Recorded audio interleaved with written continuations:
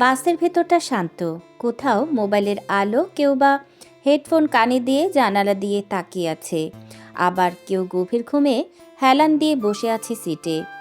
জানালার বাইরে ঝাপসা আলোয় ভেসে যাচ্ছে বড় বড় বিল্ডিং আর গাড়ির ভিড়।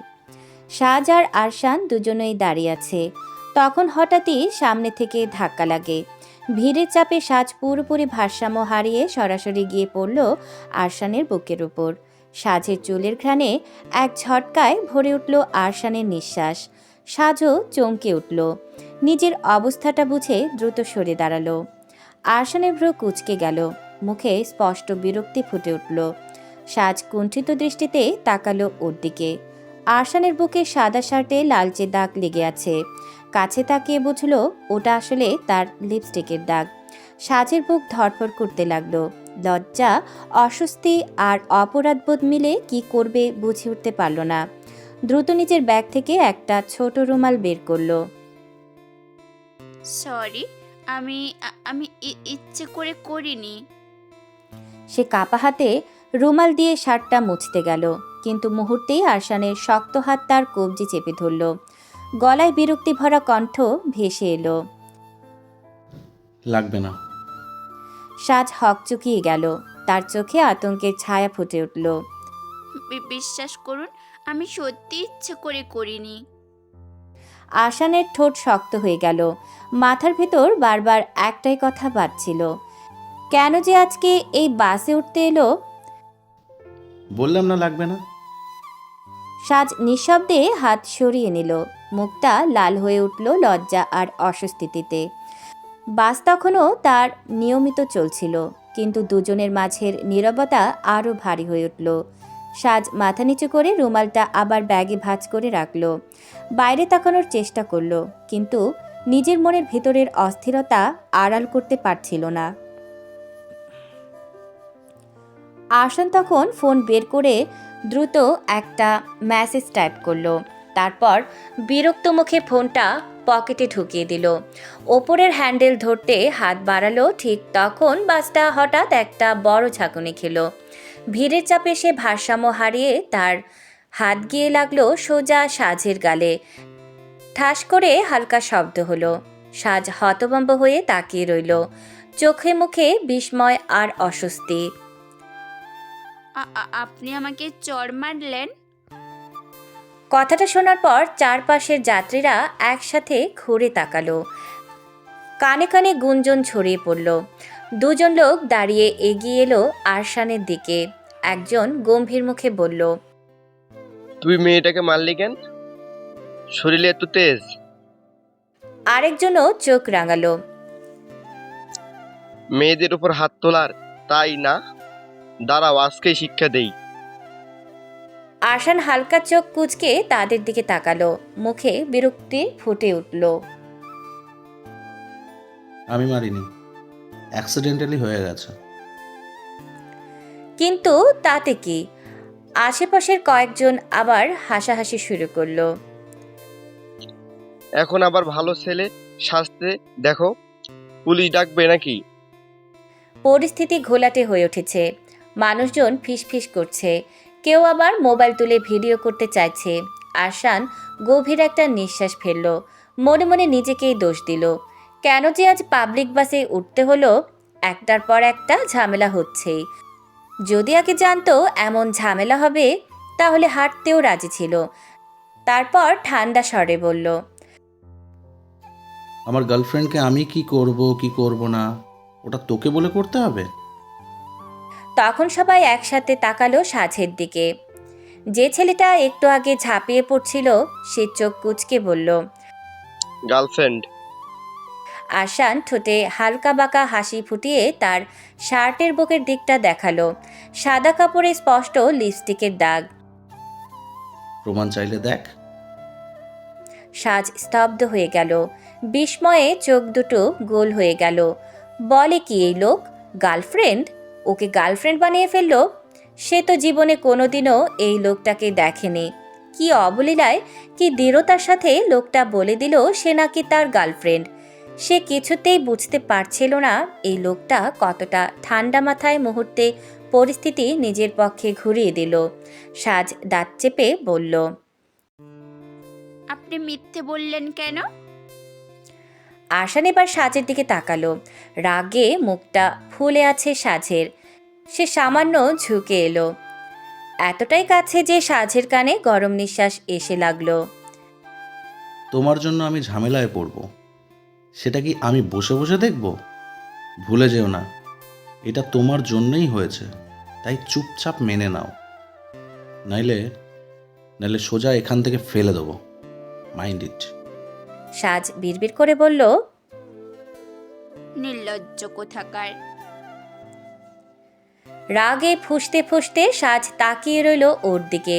বুকের ভেতরটা দপদপ করছে। মনে হচ্ছিল যদি পারত এখানে এই মানুষটার মুখে চর কষাতো।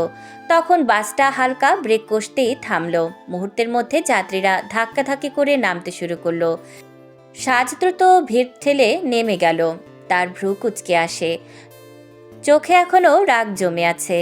ঠোঁট কামড়ে হাঁটতে হাঁটতে সে নিজের পথে চলে গেল।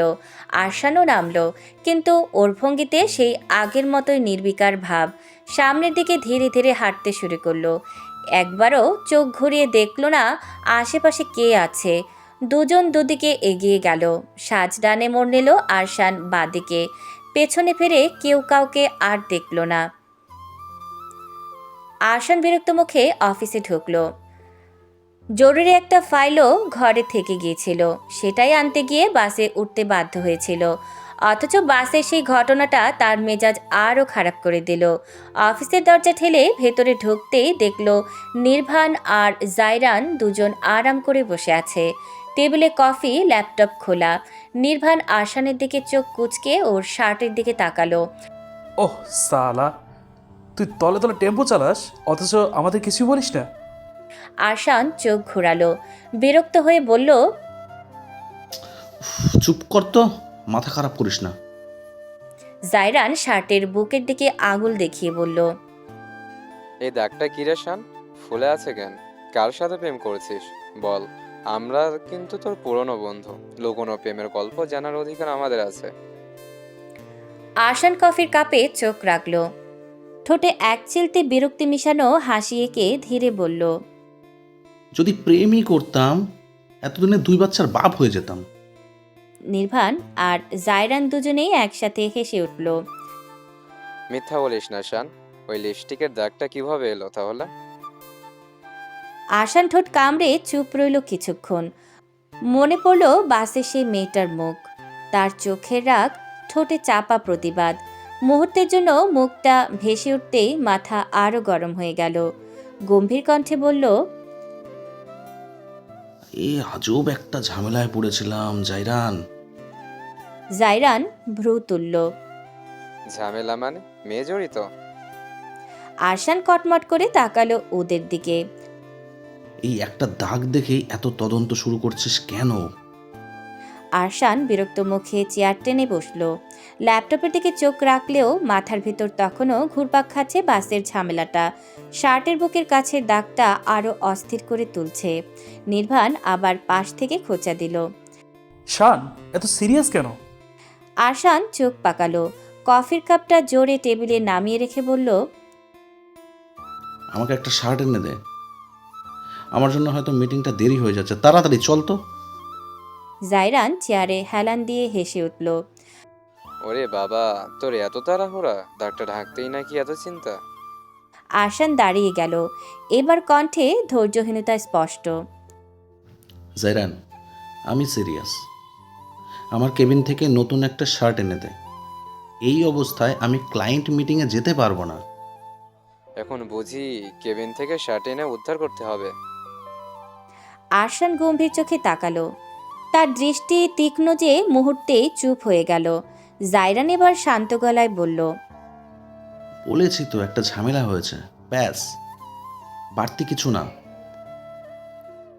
নির্ভান তখন বলল, এই, তুই ভুলে গেছিস মনে হয়, ওর বেবি বউ আছে তো। নির্ভানের কথা শুনে আরশানের হাত একদম থেমে গেল। তার বুকের ভেতরটা কেমন যেন হাহাকার করে উঠল। চোখের সামনে ভেসে উঠল ছোট্ট একটা মুখ। এখন কেমন আছে? চোখ নামিয়ে বড় কাচের গ্লাসের দিকে তাকিয়ে রইল আরশান। গ্লাসের স্বচ্ছ জলে নিজের মুখের ক্লান্ত প্রতিচ্ছবি দেখল। ঠোঁট নড়ল আস্তে আস্তে।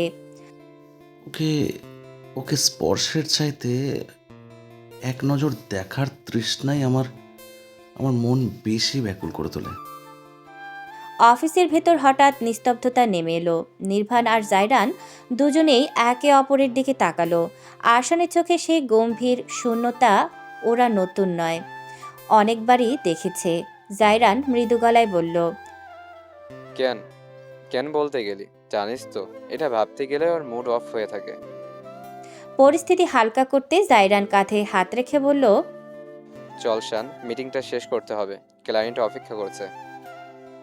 আরশান ধীরে নিঃশ্বাস ফেলল। চল। সাজ রাস্তা ধরে হাঁটছে। বাস থেকে নামার পর মন খারাপটা কেটে যায়নি, তাই চোখে মুখে এখনো অস্থিরতা। হঠাৎ সামনের খোলা জায়গায় কয়েকটা ছোট্ট বাচ্চাকে খেলতে দেখে থেমে গেল। বাচ্চারা গোল হয়ে বসে মার্বেল খেলছে, কেউ বা আবার লাফঝাপ করছে। সাজ হালকা হাসলো। কিছুক্ষণ তাদের সাথে সেও খেলা করলো। হাসতে হাসতে নিজের অজান্তেই মনটা হালকা হয়ে গেল। সময় কখন কেটে গেল টেরও পেল না। দুপুর গড়িয়ে বিকেল নামতে শুরু করেছে। চারপাশে আলো আঁধারির খেলা। নতুন ফোনটা হাতে নিয়ে অন করতেই দেখল অসংখ্য মিসড কল। আগে ফোনটা অফ করে রেখেছিল সে। এতগুলো মিসড কল দেখে সাজের বুক ধক করে উঠল। তাড়াতাড়ি আগে ফোন দিল বাড়িতে। ওপাশ থেকে সুফির তীক্ষ্ণ উৎকণ্ঠিত গলা এলো, কোথায় আছিস এলিজা? স্বামীর তোকে ভার্সিটিতে পাইনি, কোথায় গেলি? সাজ হোক চুকিয়ে গেল। মিথ্যা বলার মতো অবস্থা নেই। হালকা গলায় উত্তর দিল, আমি আসছি মা। তাড়াতাড়ি আয়, স্বামীর এখন পুলিশ স্টেশনে। পুলিশ স্টেশনে কেন? তোকে খুঁজতে গিয়ে তখন একটা ছেলের সাথে ঝগড়া লেগে গেছে। সাথে আবার মীরাবের ফিয়ন্সে জাইরান আর তার বন্ধুরাও আছে। সাজ কেঁপে উঠল। কি? এত কিছু ঘটে গেছে এর অল্প সময়ের মধ্যে? তোর কিছু হয়নি তো মা? না মা, আমি ঠিক আছি, চিন্তা করো না, আসছি আমি। ফোন কেটে সাজ অস্থির হয়ে পড়ল। মাথার ভেতর একের পর এক প্রশ্ন ঘুরপাক খেতে লাগলো। সামির ভাইয়া পুলিশ স্টেশনে কেন? ভার্সিটিতে কি এমন ঘটলো যে কারণে সেখানে যেতে হলো? আর জায়রান ভাইয়াও কেন সেখানে? অজানা শঙ্কায় বুক ধুকপুক করতে লাগলো সাজের। সে একবার হাঁটার গতি আরও বাড়িয়ে দিল। সামির যেভাবে বর্ণনা দিয়েছিল, সাজের মনে হলো ওটা নিশ্চিত অ্যারিক। অ্যারিক নাম শুনলেই বিরক্তি আসে সাজের। ভীষণ বাজে স্বভাবের। অহেতুক সবাইকে উত্ত্যক্ত করা ওর নেশা। কোথায় কার কি দুর্বল জায়গা সেটা ধরতে পারলে কটাক্ষ করে বসবে। সাজ জানে অ্যারিক মোটেই ভালো কিছু করবে না। আর সব সমস্যা শুরু হলো তখনই। সামির যখন সাজকে পাচ্ছিল না, তখন সে অ্যারিককে বলেছিল। সাজের নাম শুনে অ্যারিক বাজে কথা শুরু করে দেয়। তার এই অশ্লীল ইঙ্গিত আর খোঁচা মারায় সামির রাগ সামলাতে না পেরে আচমকাই ঘুষি মেরে বসে অ্যারিকের মুখে। আর সঙ্গে সঙ্গে অ্যারিক তার সঙ্গীদের ডাকল। পরিস্থিতি তখন ঘোলাটে। তখন মিটিং শেষে জায়রানরা বের হয়েছিল। তাদের সামনে ব্যাপারটা আরও খারাপ রূপ নিল। কথা কাটাকাটি থেকে হাতাহাতি। এরপর সবাই থানায় যেতে বাধ্য হলো। ড্রয়িং রুমে চাপা উত্তেজনা বিরাজ করছে। কেউ জোরে কথা বলছে না, কিন্তু প্রত্যেকের মুখের ভাঁজে বোঝা যাচ্ছে কিছু একটা অশান্তি জমে আছে। সামিরের বাবা সেলিম সাহেব সোফার এক কোণে গম্ভীর মুখে বসে আছেন। তার চোখ মুখে স্পষ্ট রাগ আর হতাশা। মুখ শক্ত হয়ে আছে, গলার শিরা ফুলে উঠেছে। পাশে বসা হেলেনা সামিরের মা উদ্বিগ্ন দৃষ্টিতে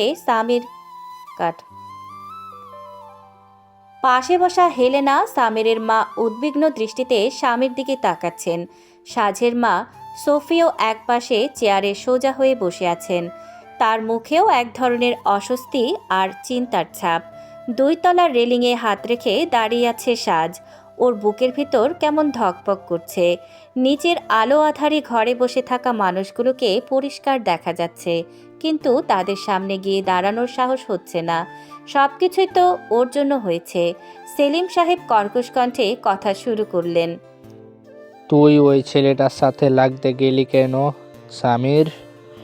নিজে গিয়ে তো পুলিশ স্টেশনে নাম লিখিয়েছিস, তার ওপর আবার জাইরান তোর জন্য ঝামেলায় পড়লো। লোকজন এখন আমাকে কি বলবে? আমার মান সম্মান আর থাকলো না। সামির চেয়ারের ধারে বসেছিল, কিন্তু বাবার কথা শুনে উঠে দাঁড়ালো। মুখে বিরক্তি আর অস্বস্তি মিলেমিশে আছে। আমি কি বলেছিলাম ওদের এখানে আসতে বাবা? আর এই বাজে ছেলেগুলো আমার সাথে খারাপ ব্যবহার করবে, আমি চুপচাপ বসে থাকবো? ওরা সীমা ছাড়িয়েছে, আমি সহ্য করিনি। কথাগুলো বের হতে সাজের বুক কেঁপে উঠল। ও জানে সামির যেটা বলছে সেটা পুরোপুরি মিথ্যে নয়, কিন্তু ঘটনা এমনভাবে বাঁক নিয়েছে যে এখন দোষ সব সামিরের ঘাড়েই এসে পড়ছে। হেলেনা চোখ বন্ধ করে দীর্ঘশ্বাস ফেললেন। তিনি জানেন ছেলে রাগী, কিন্তু এই রাগ একদিন তাদের জন্য বড় বিপদ বয়ে আনবে। সমীর, বাবা তুই বুঝতে পারছিস না, এই শহরে আমাদের একটা নাম আছে। তুই যদি বারবার এমন ঝামেলায় জড়িয়ে পড়িস, মানুষ আমাদের কি চোখে দেখবে? একের পর এক ঝামেলা, লোকজন তো হাসাহাসি করবে। সামির তখন আর শোনার মতো অবস্থায় নেই, তার ভিতরে আগুন জ্বলছে। সবাই শুধু আমার দোষ দেখছো। বলে সে রাগে চেয়ারে ধাক্কা দিয়ে বাইরে বেরিয়ে গেল। ঘরের ভেতর আবার নিস্তব্ধতা নেমে এলো। সেলিম সাহেব বিরক্ত দৃষ্টিতে দরজার দিকে তাকিয়ে থেকে তারপর গম্ভীর স্বরে বললেন, ছেলেকে বোঝাও হেলেনা, আর যেন এসব না দেখি। আমার সহ্য শক্তি ফুরিয়ে আসছে। ওপরে দাঁড়িয়ে সব শুনল সাজ। বুকের ভেতরটা কেমন জানি মোচড় দিয়ে উঠল। সামিরকেও চেনে, রাগী জেদি, কিন্তু মনের ভেতরটা নরম। ভাইয়ের মতো ওকে সব সময় আগলে রাখে। সাজে ধীরে ধীরে নিজের রুমে চলে এলো। রুমটা আধো অন্ধকার হয়ে আছে, জানালার পর্দা টেনে দেওয়া। সে ক্লান্ত শরীরটা বিছানায় ফেলে দিল। চোখের পাতা ভারী হয়ে এসেছে, তবু ঘুম নেই। বুকের ভেতর নানা রকম চিন্তার ঢেউ খেলছে। তার আঙুল অন্যমনস্কভাবে গলার কাছে থাকা চেইনটা স্পর্শ করলো। ধীরে ধীরে ফিসফিস করে বলল সাজ, আপনার আর আমার দেখা হোক, এই অপেক্ষার প্রহর শেষ হোক। কখনো কখনো সাজের মনে হয় সে যেন এখানে পুরোপুরি নিজের নয়। মনের মধ্যে অজান্তেই ভেসে উঠল পুরনো দিনের স্মৃতি। সেই জায়গাটা যে এখনও তার ভেতরে বেঁচে আছে। আরশান ভাইয়া, অর্ণব ভাইয়া, ফুপিদের খুব মনে পড়ে তার। তখন সাজ ছোট ছিল, কিছু না বুঝলেও একটা টান তাকে টেনে রাখত সেই জায়গার সাথে। আর যখন একটু বড় হলো, বুঝতে শিখলো, প্রশ্ন করতে শিখলো, তখনই মায়ের কাছে জিজ্ঞেস করত। মায়ের চোখের ভেতর তখন কিছু অদ্ভুত ঝড় বইতে দেখেছিল সে। কিন্তু সাজ তো থেমে যায়নি, বারবার বলেছে, চলো না মা, আমরা যাই বিডিতে। আরশান ভাইয়া, অর্ণব ভাইয়া, ফুপিদের কাছে যেতে মন চাইতো। তখনই সফি হঠাৎ রেগে যেতেন। ফুপিদের নাম শুনলেই মায়ের চোখ লাল হয়ে উঠত, ঠোঁট শক্ত হয়ে যেত। কেন এমন হয় তা কখনো বুঝতে পারেনি সাজ। বহুবার প্রশ্ন করেছে, কিন্তু কোনো উত্তর আসেনি, শুধু কঠিন দৃষ্টি আর নীরবতা। সাজ একবার শুধু প্রশ্ন করেনি, অনেকবার চেষ্টা করেছে বিটিতে ফেরার। লুকিয়ে লুকিয়ে সে প্ল্যান করেছিল কোনোভাবে টিকিট কিনবে, চলে যাবে, কিন্তু প্রতিবারই ধরা পড়ে গেছে। সবচেয়ে বড় বাধা পাসপোর্ট। ওর পাসপোর্ট সব সময় মায়ের কাছে তালাবদ্ধ, সে কারণেই আর যাওয়া হয়নি। তবে একদিন সে অবশ্যই যাবে, নিজেকে যে কথা দিয়েছে। ভাবতে ভাবতে সাজের চোখ ভিজে এলো। ঠান্ডা বাতাস গাল বেয়ে নেমে যাওয়া অশ্রু শুকিয়ে দিলেও বুকের ভেতরের ব্যথাটা শুকালো না। রাত নামছে, কানাডার বসন্তের ঠান্ডা হাওয়ায় রাস্তাগুলো কুয়াশার মতো ধোয়াটে। রোড লাইটের আলোয় ফুটপাতে নরম সবুজ পাতার ছায়া দুলছে। হালকা বাতাসে ম্যাপল পাতাগুলো ঝরে পড়ছে। এক কোণে দাঁড়িয়ে আছে নির্বাণ, কানে হেডফোন, গলায় গলা ফাটানো সুর। সে গানকে একেবারে নিজের মতো করে বাজিয়ে তুলেছে, যেন চারপাশটা তার কনসার্ট। মাঝে মাঝে থাল মিলিয়ে আঙুল দিয়ে তালে তাল বাজাচ্ছে নিজের শরীরেই। তবুও তার ভেতর উদ্দাম খুশি। পাশে দাঁড়িয়ে আরশান বাইকের সিটের ওপর বসে ফোনে গেম খেলছে। চেহারায় বিরক্তির ছাপ স্পষ্ট। গেমে বারবার হাঁটতে হাঁটতে ধৈর্য শেষ হয়ে আসছে। নির্বাণের বেসুরো গলা তার মেজাজ আরও খারাপ করে তুলছে। চোখ কুঁচকে তাকিয়ে বলে উঠল,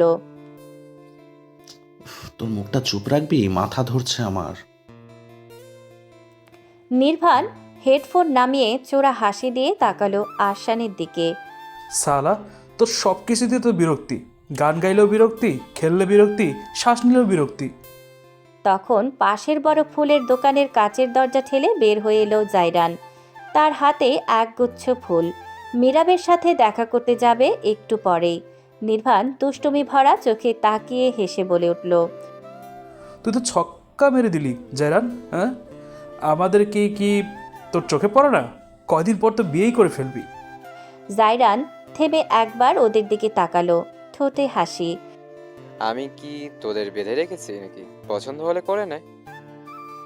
নির্বাণ দীর্ঘশ্বাস ফেলে, কণ্ঠে হালকা আক্ষেপ মেশানো স্বর। আজ পর্যন্ত কাউকে পেলাম না রে, কেউ যদি একটু চোখে পড়তো। ওর কথায় আরশান আর জায়রান হেসে দেয়। হাসিটা নির্বাণের বুকের ভেতর আরও খোঁচা দেয়। আরশান বাইক স্টার্ট দিতে দিতে বলে, তুই এখন যা ভাই, আমরা গিয়ে কোনো লাভ নেই। কাবাব মে হাড্ডি হতে চাই না। নির্বাণ ঠোঁট কামড়ে হেসে বলে, হ্যাঁ, তোর রোমান্স দেখে আমার বুক আরও জ্বলবে। তুই যা, শান, চল আমরা বের হয়ে যাই। জায়রান ওদেরকে বিদায় দিয়ে চলে যায়। নির্বাণ আরশানের বাইকের পেছনে উঠে বসল। রাতের ঠান্ডা হাওয়া মুখে এসে লাগছে। বাইক এগুতেই রাস্তার আলো একে একে পেছনে মিলিয়ে যাচ্ছিল। নির্বাণ আবার হেডফোনটা কানে গুছল। আরশান হ্যান্ডেল ধরে বিরক্তি নিয়ে বলে উঠল, হাত সরা নির্বাণ, ঠিকমতো বসতে পারিস না নাকি? পড়ে গেলে দুজনকেই হাসপাতালে যেতে হবে। কিন্তু নির্বাণ যেন ওর কথা শুনছেই না। চিৎকার করে গান চালিয়ে যাচ্ছে, শরীর দুলিয়ে দুলিয়ে গাইছে। বাইক খানিকটা দুলে উঠতেই আরশান চেঁচিয়ে বলল, শালা, তুই নিজেও মরবি, সাথে আমাকেও মারবি। গান গাইতে হলে অন্তত সোজা হয়ে বস।